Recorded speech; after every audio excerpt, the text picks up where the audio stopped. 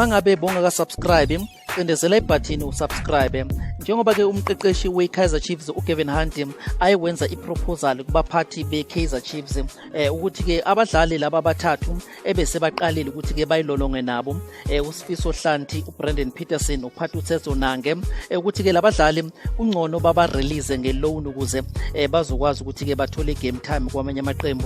Kodwa ke into ebonakala ukuthi ke inkinga njengamanje kuyiKaizer Chiefs ukuthi labadlali mababa release iKaizer Chiefs ifuna uku-introduce i-reverse clearance kwi-Moroka Swallows kanye ke ne-Stellenbosch okubonakala ukuthi lamaqembu womabili interested kulabadlali.